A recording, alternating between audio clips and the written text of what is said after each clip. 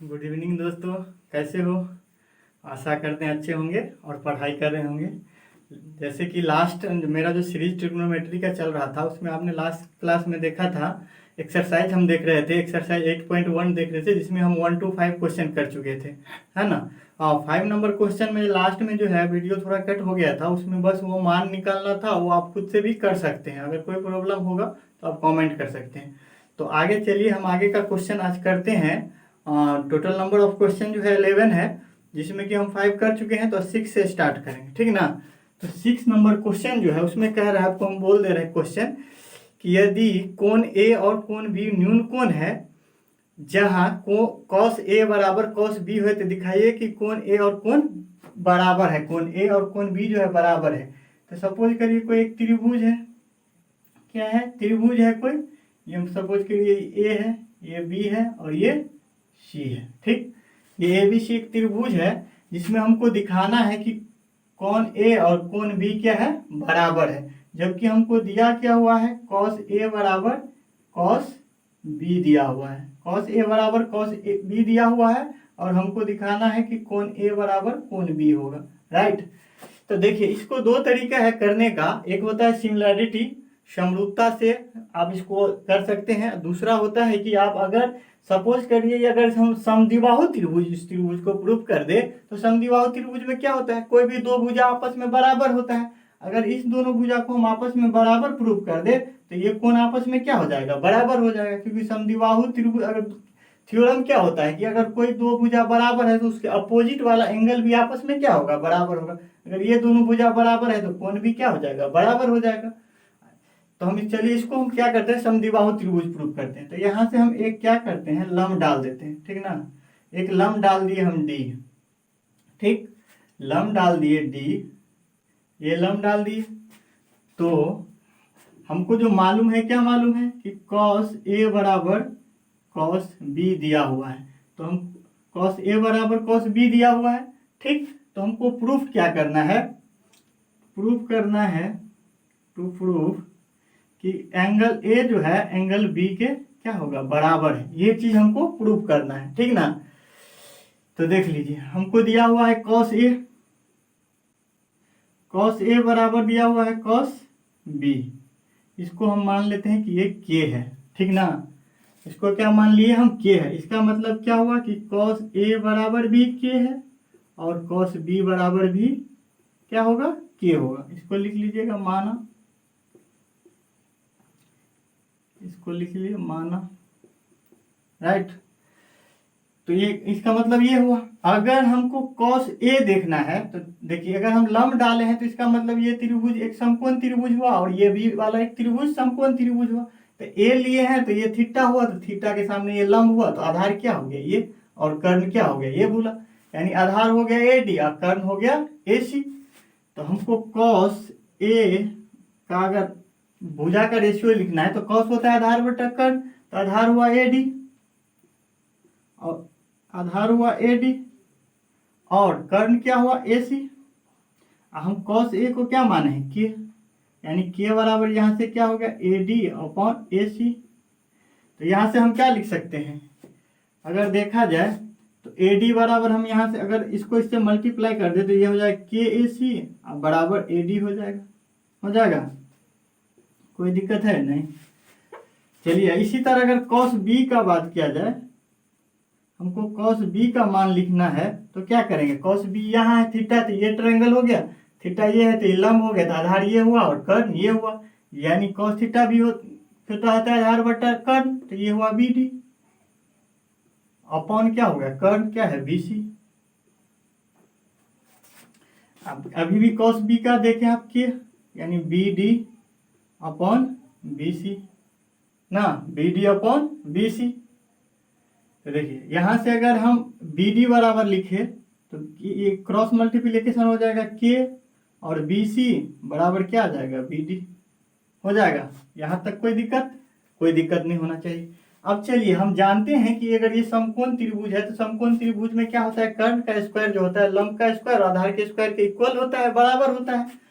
तो हम ले लेते हैं त्रिभुज ए डी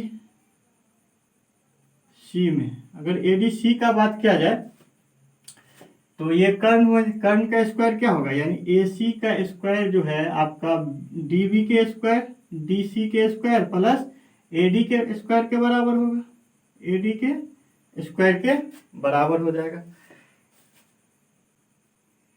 ठीक है, यहाँ से हमको डी सी बराबर, अगर हम इसको इधर ला ले तो ये क्या हो जाएगा, ए सी का स्क्वायर और माइनस ए डी का स्क्वायर बराबर क्या बच जाएगा, डी सी का स्क्वायर। कोई दिक्कत है यहाँ तक? कोई दिक्कत नहीं। चलिए आगे जो देखते हैं इसको हम इक्वेशन 1 मान लेते हैं।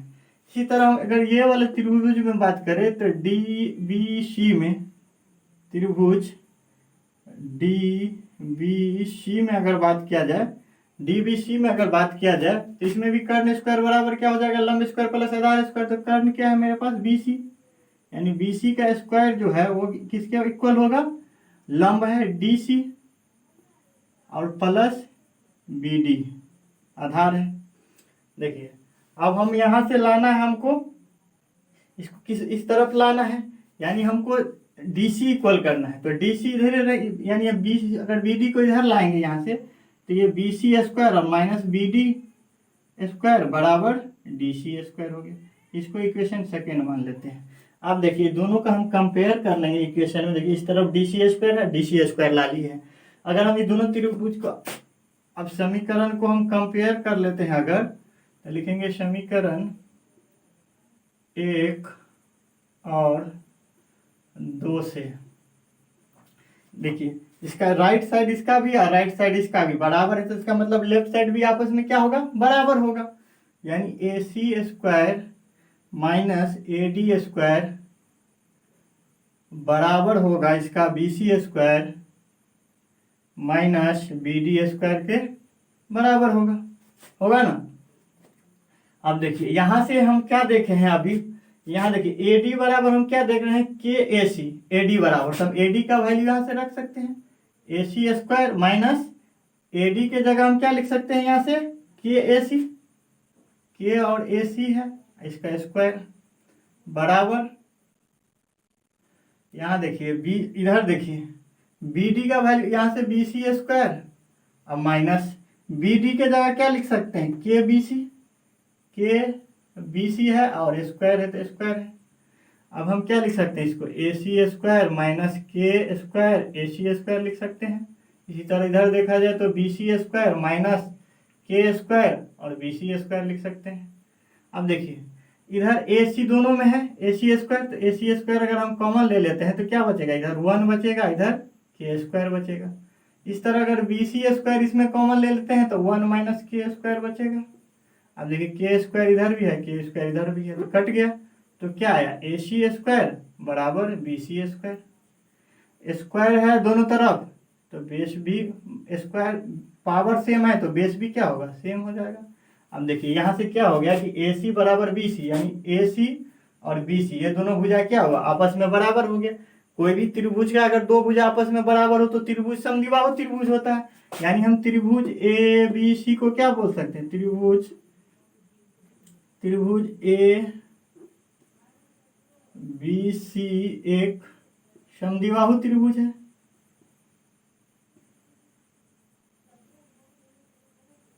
समद्विबाहु त्रिभुज हो गया, ये तो प्रूफ हो गया समद्विबाहु त्रिभुज है ना।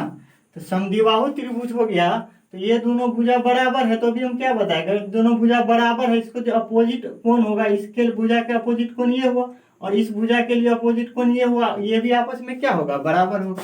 यानी कोण ए बराबर क्या हो गया, कोण बी हो गया। यही हमको क्या करना था, प्रूफ करना था। तो आई होप ये चीज आपको समझ में आया होगा। कोई एकदम इजी है, आपको आराम से समझ में आ जाएगा, सवाल करिए, कोई दिक्कत नहीं। तो ये प्रूफ हो गया। तो अगर समझ में आपको, अगर ये वीडियो ये आपको राइट डाउन करना है तो वीडियो को आप पॉज करके राइट डाउन कर लेंगे। चलिए नेक्स्ट क्वेश्चन देख लेते हैं। नेक्स्ट अब जो अगला जितना भी क्वेश्चन है सारा क्वेश्चन इजी है, आप खुद से भी कर सकते हैं। चलिए हम 1-2 क्वेश्चन कर देते हैं, इसका भी आगे का भी इजी है सारा क्वेश्चन। यही क्वेश्चन था इतना पूरे एक्सरसाइज में जो थोड़ा टफ था, बाकी सारा क्वेश्चन इजी था। चलिए आगे जो है दिया हुआ है कि कॉट थीटा बराबर दिया हुआ है 7 नंबर क्वेश्चन में कि कॉट थीटा बराबर 7/8 दिया हुआ है। क्या दिया हुआ है? 7/8 दिया हुआ है। तो आपको मान निकालना है क्या चीज का? पहला जो दिया हुआ है उसमें मान निकालना है आपको 1 + sin theta into 1 - cos theta, sorry 1 - sin theta ही है अपॉन sin थीटा ही ना, हाँ 1 + cos theta into 1 - cos theta है। ये पहला क्वेश्चन है। दूसरा जो इसका क्वेश्चन है आपका कि कॉट स्क्वायर थीटा का मान निकालना है। क्या निकालना है? कॉट स्क्वायर थीटा का मान निकालना है। अब हमको मालूम है कॉट थीटा क्या होता है। यहाँ से कॉट थीटा होता है लंब, यानी टेन का उल्टा होता है। टेन होता है लंब बट्टा आधार, तो ये हो जाएगा आधार बट्टा क्या हो जाएगा? लंब। अगर आधार बट्टा लंब हो गया तो इसको हम क्या लिख सकते हैं? यानी इसको चलिए इरेज कर देते हैं। यानी यहाँ से आधार बराबर हम क्या लिख सकते हैं? इसको क्या बोले थे कि आप कुछ एक कांस्टेंट टर्म इसके साथ ले लेंगे, यानी 7 के लिख सकते हैं। और लंब बराबर क्या लिख सकते हैं? 8 के लिख सकते हैं। तो जब भी हम इस तरह का मान निकालेंगे तो हमको राइट एंगल ट्रायंगल चाहिए। अगर राइट एंगल ट्रायंगल सपोज करिए ABC एक राइट एंगल ट्रायंगल है, तो कॉट यानी आधार हमको कितना पता है? ये 90 डिग्री होगा, तो ये आधार, ये लंब। आधार हमको पता है 7 के और लंब कितना पता है? 8 के। तो यहाँ से हम कर्व निकाल सकते हैं, इजीली कर्व निकाल सकते हैं। क्या हो जाएगा यहाँ से? त्रिभुज ABC में AC स्क्वायर बराबर क्या हो जाएगा? कर्व का स्क्वायर बराबर AB स्क्वायर और प्लस BC स्क्वायर। कोई दिक्कत नहीं।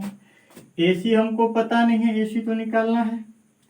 AB पता है कितना? 8 के, इसका स्क्वायर। BC पता है 7 के, इसका स्क्वायर। तो AC स्क्वायर बराबर यहाँ से क्या है? 8 का स्क्वायर 64 के स्क्वायर प्लस 7 का स्क्वायर 49 के स्क्वायर।